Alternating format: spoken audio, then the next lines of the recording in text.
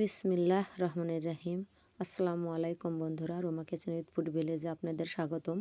তো আবারও নিত্য নতুন একটা রেসিপি নিয়ে চলে এসেছি বন্ধুরা আপনাদের মাঝে। আর দেখেন সূর্যের একটু করে মুখ দেখা যাচ্ছে, আবারও যাচ্ছে না।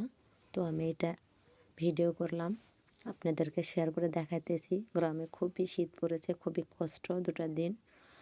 তো আমার রেসিপি আজকে পেঁয়াজকলি ভেজে নেব। দেখেন পেঁয়াজকলি আর আলুর সাথে, নতুন আলু আর পেঁয়াজকলি পানিবিহীনই ভেজে নেব, পানির কোনো প্রয়োজনই হবে না। তো দেখেন বন্ধুরা, আমি তেলানিটা দিয়ে নিচ্ছি এভাবে।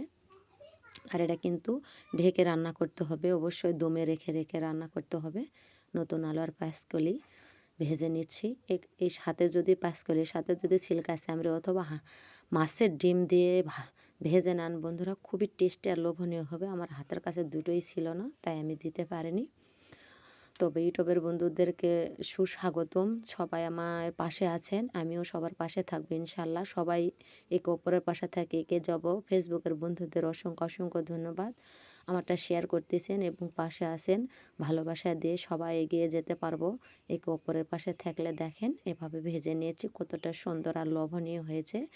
এক থালি ভাত নিমিশেই খেয়ে নেবেন। আমি কিন্তু কোনো পানিই দিইনি বন্ধুরা, ম্যাগনেট করে রেখে দিয়েছিলাম ডালাতে। তারপরে তেলানিটা দিয়ে দমে রেখে রেখে ঢেকে রেখে রেখে রেখে ভেজে নিয়েছি।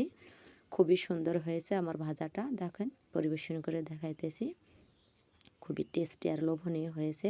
নিমিষে 2 থালি ভাত চেটেপুটে খেয়ে শেষ করে দিবেন। তো শীত থাকতে থাকতে এভাবে রেসিপিটা করে নেন, অনেক ভালো হয়।